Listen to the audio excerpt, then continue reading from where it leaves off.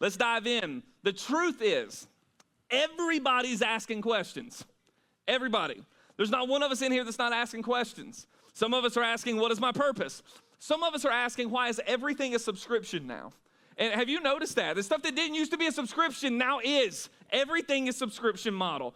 Does anyone really know me is a question we're asking. Are aliens real? Is there a God? Am I tired or am I just an adult now? Can people actually, right?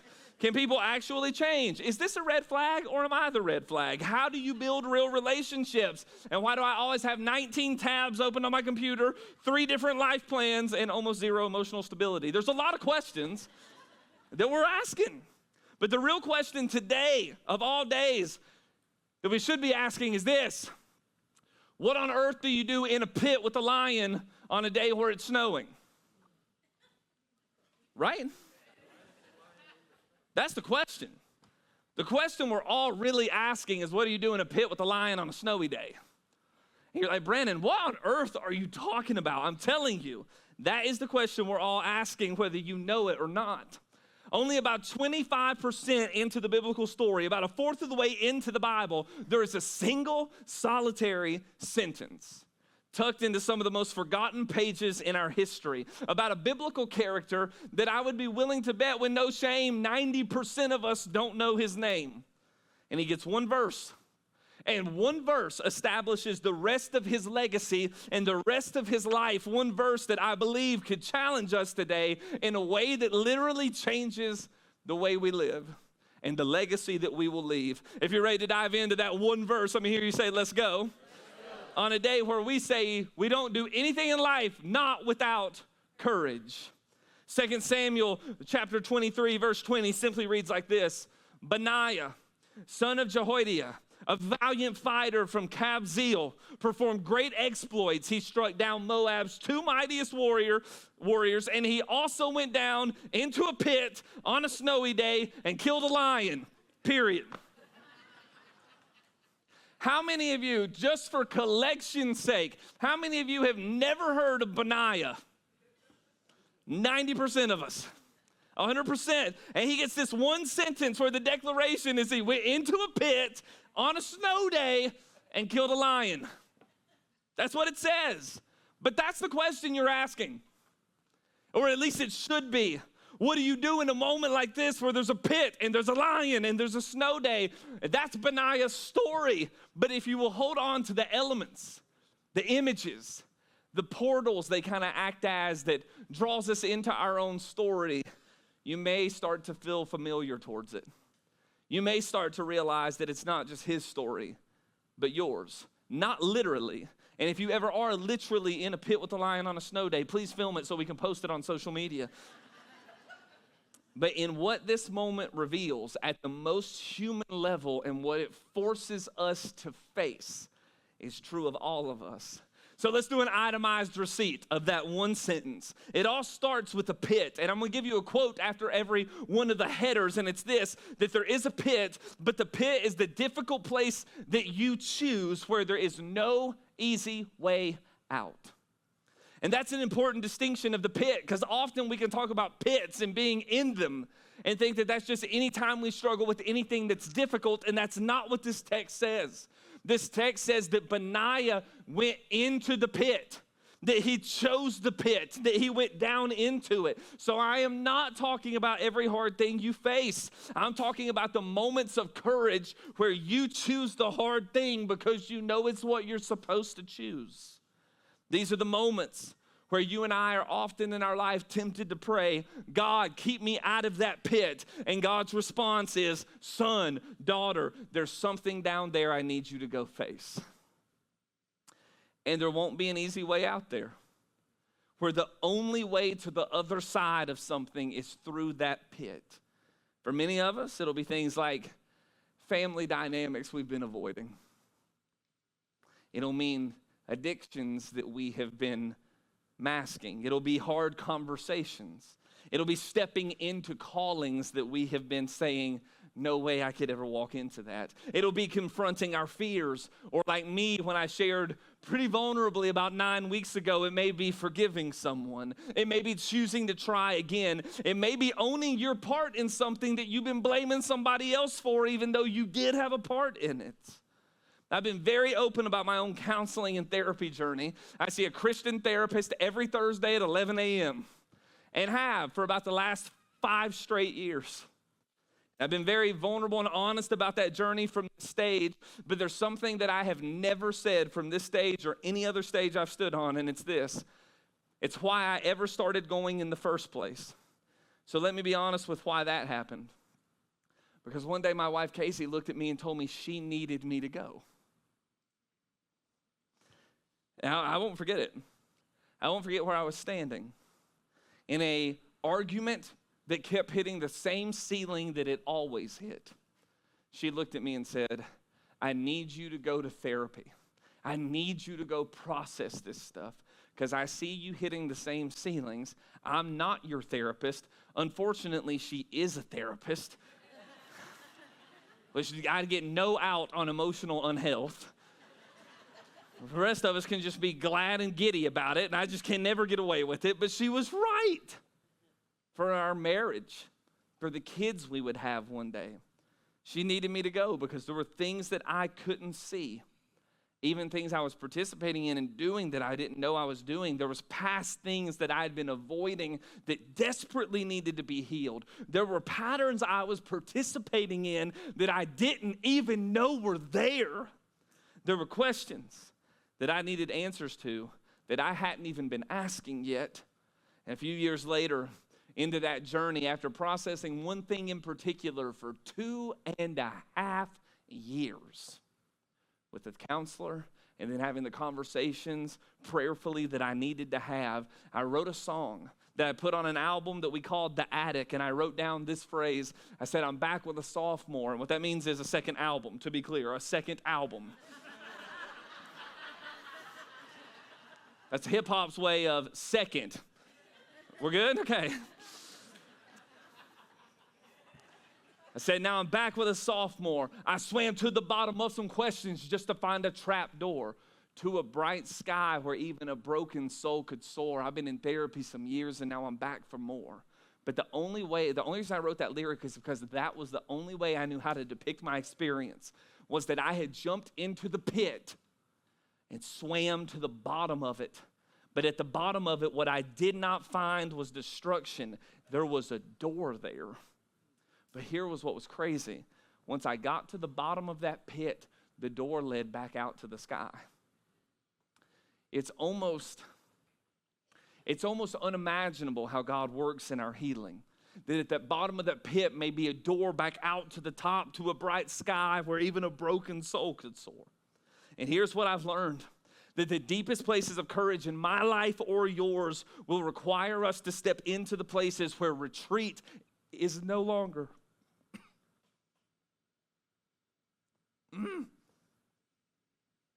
The deepest places of courage in our life will be the places in your life and mine where retreat is no longer an option. Because sometimes it's only when the exits disappear that the door forward becomes the clear one. When our ways out are gone. Some of you are like Brannon, but there's a freaking lion in the pit in my life waiting for me there. I get it. More than you know. Jesus got it when his pit involved a cross where there's no other exit. So I want to affirm something for you this morning in hopes that it sets some of us free. Courage is not the absence of fear. It's the choice to act while you're afraid. Courage doesn't mean, man, he's got so much courage, he's not afraid. Real courage is, no, he or she acted even though she was still scared. They did it scared. Here's the issue, though. It's not just a pit where there's no easy way out. It's a snow day where there's no easy conditions. There's no easy conditions on a snow day. You wonder why the author would even add that in 2 Samuel. Why even mention the weather or what the atmosphere has produced? And I'm willing to bet my life that the author doesn't mention the weather if it's sunny. Because what's the point in saying it? He jumped into a pit, and it was lovely there. There just happened to be a lion. He petted it. It's a beautiful spring day, and we're in a California super bloom, and there's a lion in a pit. Or it's a beautiful fall day, and the leaves have started to change. Apparently, the author deemed it worthy to remind us that the pit he jumped in would mean it was hard there to find his footing. Where it was slick. And it was slippery there, where conditions were far from optimal, to the point that the conditions were working against him. It'll be a rare day when God-sized opportunities in your life and mine come packaged with sunny weather. I haven't had it. I get it. I have not had it. I've not had a moment where my calling changed, where it needed sacrifice, where I had to walk a different direction, and everything was sunshine. Maybe you've had it. I've not had it. Where a faith opportunity met me with perfect conditions, where it was sunny, and if we have to wait for those opportunities in the weather of our spiritual life, then we won't follow God into what he's called us to do. If the conditions have to make sense, then you never have to chase the lion into a pit on a snow day.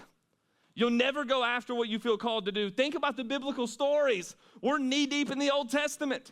Think about Shadrach, Meshach, and Abednego in a fiery furnace. They're not saved from the fire. They're saved in it, in the fire. Jesus didn't save himself from the cross. He saved us through the cross. Esther goes as far to say at the point of her calling, if I perish, if I die, then I die. And that is so gangster. God, I love that. That is so thug of her. She's like, listen, if a shawty go down trying, at least we tried. Heck yeah. Want to rip my shirt and go to war? Yes. Dang, if we die trying, okay. Conditions didn't line up. I got best friends right now launching a startup that's going to help care for families in their biggest moments and their times of crisis and their biggest life transitions. And guess what? The ideal circumstances aren't there. Everything don't line up. Everything don't make sense. In this next initiative for our church, I have told you the odds we're up against. Everything doesn't make sense, but if it had to make sense, then there's no hill to run up, there's no pit to jump in, and there's no lion to face. Think about your life. If you could fulfill the sentence or fill in the sentence, it'll never be a good time to blank. That's probably the lion. And it probably indicates what the snow day will be like. Because the lie we fall for is that someday, like the old 90s Hercules movie, all the line of the stars are just going to be perfectly in order. And the perfect set of conditions will be there. And again, you've heard me say this, what a load of fecal matter. It's just not true. Courage will always require you to do it afraid. To choose anyways. And man, I hate living in 2026 when Instagram and TikTok influencers are telling us how to live life.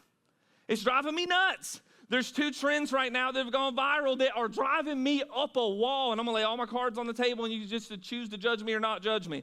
But one of them was a lady who was interviewed, and they said, what's your philosophy of your job? And she looked at the interviewer and said, don't love your job your love. And I'm like, shut the flip up. What are you talking about? What are you talking about? Flipping that didn't make it deep, but the comment section was amazing.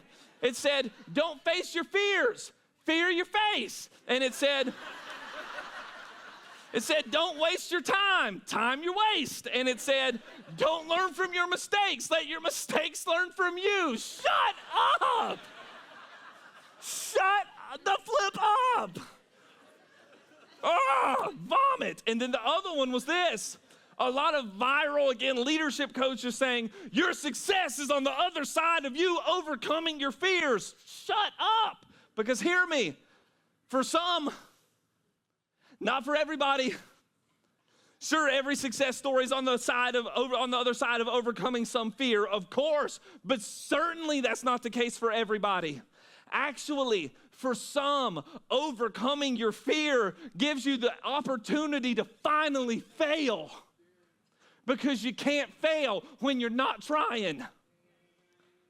You can't fail not trying Friends, success is not the primary goal of overcoming your fear. Freedom is. Freedom is. Listen on this one. Success is not the primary goal. Freedom. Because fear is natural. It's not bad. It's not evil. But it does rule your life if you let it. And if you let it rule your life, here's the problem. It will establish the boundaries of your freedom. Meaning, it will fence in your freedom. Where you're afraid, if the fear is Lord of your life, will become the line of your limitation. If you're afraid of heights, stay low. People, stay alone. Rejection, stay hidden. Failure, stay safe. But the moment you press through the fears and tell them they don't get to be Lord of your life, even if you do so with shaking hands, not sure how it's going to end, now you have unlimited freedom. Because the fear that used to box in your life, you don't get to tell me where it stops anymore. You don't get to tell me where my freedom ends. You don't get to tell me where I have to start and go. I tell you that now. Then, even if you fail and you take the loss, your world is bigger and your courage is stronger. So then you have the ability to get back up and swing for the fence again. Friends, hear me today. When fear loses its voice, then courage will find its feet. When fear loses its voice, courage will find its feet and give strength to your legs to stand and push forward. And that'll be the kind of freedom it takes if you're going to chase lions into pits on snowy days with bad conditions. It'll take that type of freedom, because the pit is a place where there's no easy way out. The snow day is where there's no easy conditions. But then there's a lion, because in life, I don't know if you've noticed, there's no easy fights. There's no easy fights in this. He went down into a pit on a snowy day and killed a lion on a National Geographic level. This is a terrible idea. Terrible. The pit's a place. The snow's a condition. But a lion has eyes and teeth and muscles and an instinct to kill. So I don't know what the lion is in your life, and we'll get into some of that in a minute, but there's some of us that the lion, if we go down into the pit and we see it when the conditions are against us, it'll feel like the lion is seeing straight through us. We've been leaving it down there for a long time. The lion is the thing that can actually hurt you, where there's actual consequence, where there's a threat to your life because it has teeth. Some of us, again, are even okay in our minds handling hard places or even handling hard conditions. But when something is in front of us that can actually wound us further than we're already wounded, or embarrass us more fully, or cost us at levels we didn't expect, or reject us at levels that we never held vulnerable, or expose us or devour us, now, in that moment, we will find out what kind of courage we actually have. Now, I'm not saying that in a bravado sense. I am saying that because everyone in here has lions. All of our lives have lions. The questions will never be if you have them. The question is whether or not you spend your life running from them or running towards them. If I could change the name of our church, I wouldn't. But if I could, there's a piece of me that's like, I would do something about chasing lions. That whatever that body of people is made up of, they are lion chasers. That the things in their life that are not easy fights, they still choose to stand up and fight anyways. But let me make sure I define them so we don't get this wrong. I don't mean chasing lions as in chasing adrenaline. That can be dumb. Let's not couch that. I'm not saying chase adrenaline. I'm not saying just be reckless. I'm not saying do dumb stuff and then call it faith. What I'm saying is obedience when it costs you something, because your lion in your life and mine isn't random. It's whatever you would avoid rather than obey your way through. Let's be human for a second. If you saw a lion, if you went to Tahoe and saw a mountain lion and you looked it in the face, your brain will send one signal to your brain and the rest of your body: run. Run. Emotionally, though, we do the same thing. And it's normal. That's what people do. But normal in the kingdom of God is an overrated action. If there is a 500-pound flesh-eating problem in your life, it may be a God-sized opportunity that changes your direction. So I'm telling you, we ought to be people that choose it. and chase it. And if I could be so bold for whoever this resonates with in the room, quit running from what God is trying to use to shape the rest of your story. Benaiah gets one sentence to set his legacy. One sentence. I don't know that the thing you're facing isn't the one thing. Maybe not in big ways, maybe in small, maybe in subtle, that changes the trajectory of your legacy and your family. Mark Batterson, who wrote a wonderful book on this concept, says that lions tend to show up in three ways, but I want to add a fourth one. He says, first, they tend to show up as unexpected setbacks, things you never saw coming, diagnosis you never saw coming, loss you never experienced, never thought you would face, and a disruption that flips your world on its head, that you're going to have to face that lion. Next are daunting dreams, dreams that God is giving you, calling you to, burdening your heart for, that you can't accomplish without him. And if you can do it on your own, it's not the lion. That may just be a challenge that life gives. I'm talking about the dreams you cannot do and cannot go after if God doesn't show up. And for those of you that are dreaming those type of dreams, for any of us rather, let me just say this. If your dreams don't scare you, they're not big enough. God does not mean for your life to be anything other than supernaturally used at home, in the workplace, at school, in the locker room, at the coffee shop. Again, not in some delusion of grandeur sense, but the fact that you would be on fire, burning for the kingdom of God in the world. If your dreams don't scare you, they are too small. I have felt afraid half of this initiative, at least, maybe more than that. Losing sleep, having dreams, we are called as a church to go after this moment in our story. But if the dream doesn't scare you, then it's too small. The third way he defined lions was difficult relationships. Suffice it to say, people are nuts, including us. Not one of us walks into any story without a Santa Claus gift bag worth of baggage on our shoulders. Not one of us walks into a story not wounded. Not one of us walks into a story, though, without the ability to experience joy as we love on and get love through other people. My wife says this beautiful line all the time. She says, somebody asked her one time, like, Casey, you are so nice, and she is. The girl's got an IQ higher than the Empire State Building and got more degrees than a Fahrenheit thermometer, and she just seems so down to earth because she is. I had somebody ask her one time, they said, Casey, why are you were just kind to everybody. And I'll never forget what she said. She goes, it's easier to be kind if you'll remember that everybody's hurting. It's easier to be kind when you realize there ain't one person in here that some part of their life there's not hurt. Every one of us. And a lot of them are relational wounds. Now let me add a fourth lion, and it's internal tensions. It's the cognitive dissonance. It's the fear, the pride, the insecurity, the addiction, the control, the things we're struggling with mentally. For a lot of us, the most dangerous lion in our life isn't chasing you, it's living inside you already. So no matter what it is for you in your story, and it'll change season by season. Callings change, burdens change, ways we feel equipped in the world change, and so do the lions that we face on snowy days and pits change. But whatever it is for you today, you're going to need what Napoleon Bonaparte called 2 a.m. courage. And he said that was the courage when nobody's watching you be courageous. That's choosing courage when no one claps for it. That's choosing courage when there's no guarantee that anything you do works. He called it the rarest qualities amongst generals. And that's the type of courage one needs to actually chase that lion. Can we be honest in Benaiah's story? Nobody ends up in a pit on a snowy day with a lion on accident. What most of us would do is say, oh, look, there's a pit with a lion. Just walk past it. You don't end up in that place in case you're doing it on purpose. That means in Benaiah's life, that decision got settled before the moment showed up. That Benaiah didn't find courage in the pit. He brought courage into the pit. That he's been trained, he'd been shaped this direction his whole story, and that's what I love about his story.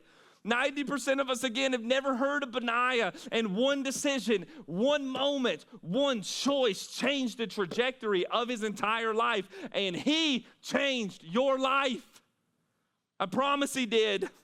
Benaiah later becomes what the Bible calls one of David's mighty men and the commander of Solomon's army. Meaning Benaiah, who is a man of courage, ends up being a leader of other men and women of courage because, friends, courage is contagious. Courage is contagious. Courage begets courage. He's a leader of others. Again, it's contagious. Sometimes if you and I are lacking courage, the best way to get it is not try to muscle up. It's get with somebody that's got some so you can borrow theirs. I've had moments in my life that it was the courage of somebody else telling me to do it that actually was the catalyst for me doing it. And I had that person come back and borrow some of mine later. Sometimes the greatest way to get courage is get around somebody with courage, borrow a little bit of it, give it back later, because courage begets courage. But David's mighty men means something really important in the Bible nerd line of history. That means David's already defeated Goliath. David's already king, which means before Benaiah ever faced a lion in a pit, he watched David face a giant in a field with courage. Courage is the culture. Often David would have never known when he chose courage, he may have been giving Benaiah the courage to choose courage. When you choose courage, you're not just shaping your story, you're often setting the tone for somebody else's. Can I remind you, parents, we don't get to control what happens in our kids' lives. By the way, Callum is 2 today. Happy birthday, Callum.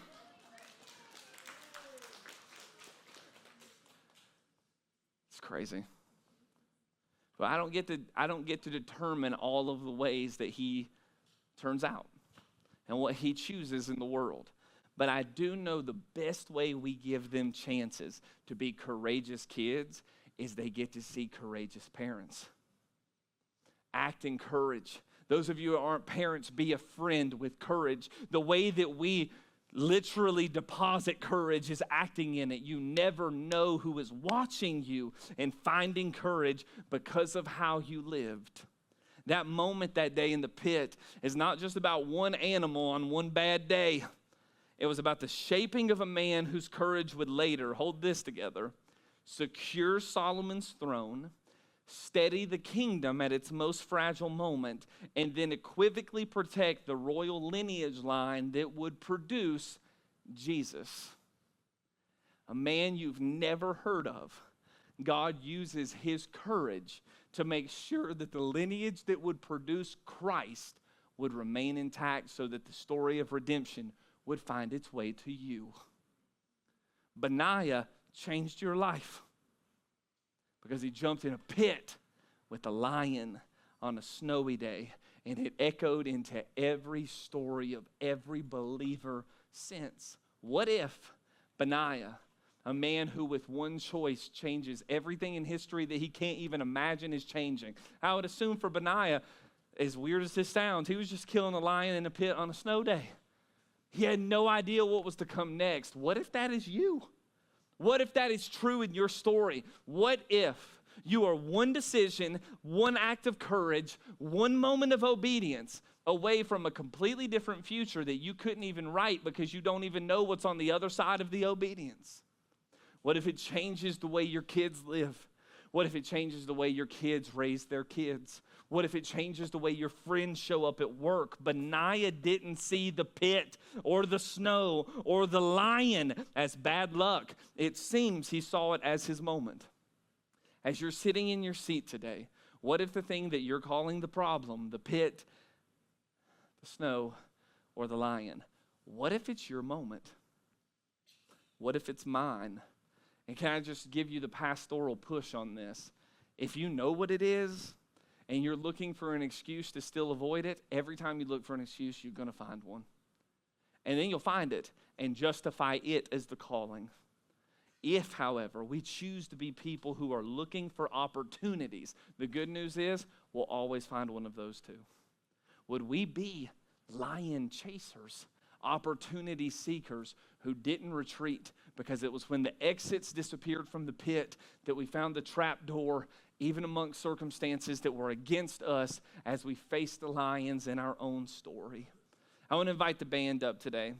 I was about to say we should end today in a way we don't normally, but the last 3 weeks we've ended this way. So maybe we're just setting a new normal where we respond in song. But let me take this one step deeper as they come up. The best stat we have is about 1/5 of the people in this church came to faith in the last 2 years. 1/5, which means that it's clap-worthy for sure. We celebrate that. But the reason I say that number is because maybe you're really new to the Bible. And you know what I determine as new to the Bible? Anybody who hasn't been studying it for the last 60 straight years. All right, we got everybody? The Bible, even the stories that we read that are archetypal, the Bible is not just telling us another story about how to be brave. Everywhere we read in the text is pointing us to someone who was brave and someone who was even greater than the person we're reading about, meaning this: Benaiah is still foreshadowing Christ. Benaiah still points us to Jesus. As we study the text, we must remember that one day Jesus would step into a pit on purpose. That he would choose to step into a pit, not one that he deserved, one that literally humans created. That he would step into the darkness of our sin, meaning our brokenness, our less than God's best, the weight of the brokenness of the world and the consequences of the rebellion in every way that it shows up in our planet. And he doesn't run from it. He's on a day with really bad conditions where they whip him and put a crown of thorns on him, where every condition of the moment is against him. And then he faces the ultimate lion of sin, death, and the grave. And at the bottom of the pit, finds his way out. In the resurrection, where we would have been overpowered, he was victorious. Where the resurrection ensured that life and love and forgiveness and compassion and mercy would beat everything that ever tried to stand against it, including our brokenness, including death itself. The courage you need, believer, is not something that you manufacture by saying, all right, it's time to muscle up and be courageous. That's not what's offered to you. Beautifully, what's offered to you in the Spirit of God is courage you get to receive from him. And then as you receive it, live into it. I was talking to somebody about the Holy Spirit this week, and they're like, how do you get to know the voice? How do you know how do you know what's being said? And here's the most practical way it has been in my life. Anytime in your heart you feel the nudge or pull, the direction to somebody else in the means and the ways of God, anytime you feel convicted or called to comfort somebody or pulled a direction, follow it. And as you do, you'll become more sensitive to the voice. You become more sensitive as you become more obedient. So as the Spirit is urging you and pulling you and nudging you towards courage, follow it. Follow it there. You don't face your lions alone. You don't even step into pits alone. You don't walk through snow days alone. God is with you, friend. And we are with you.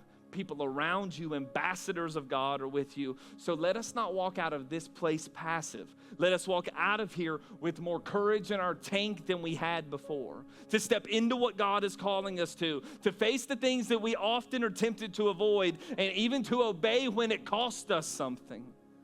You've got lions in your life, but you also have a God who's bigger than your lions are. I promise the lions are real. I promise the snow is cold. And I promise the lion has teeth. And God is faithful. And he is with you. Step forward, because this might be the moment that changes, even in ways that you wouldn't have thought it would, your direction, your calling, your story, and your lineage. This may shape the rest of what you know life to be. It doesn't have to be the way you've experienced it. And as courage shapes your life, it'll actually help shape the lives of others. So here in a minute, the ushers are going to come down to do what we said earlier. Some of you give in this thing called cash as you're part of normal offerings. I've never even seen cash, but some of you still have it. So you're going to have the opportunity to put that in there. For those of you, as we talked about it, put that folded commitment card into that bucket as well. And then would you stand? Because here is what we're going to do. We're going to sing in response. I shared this at our worship night if you were there. That in the Roman Empire, when the Christians scattered out of their persecution and oppression, they were looking for how to find them. And Josephus, who was a historian, Jewish historian outside of the Bible, would write in history. He would say that they were looking for Christians and didn't know where they were going to hunt them down and find them. And that one guard in the Roman Empire literally said, "Oh, you'll be able to find them, because wherever they go, they sing." I love that. If you're in the pit today, sing. If you're facing the lion, sing. If it's a snowy day and it's cold and you can't even move your fingers anymore, then lift your hands. Sing. We are the people who take songs from the mountain into the pit. And we're people who sing new songs in the pit to take them back to the mountain, to say that no matter where we stand, He is worthy of our praise, that He's worthy of our trust, that He's worthy of our love, and that He's worthy of our song. So let the ushers come forward and let those things pass. Put your stuff in them if you've got it. And then stand and sing with us today.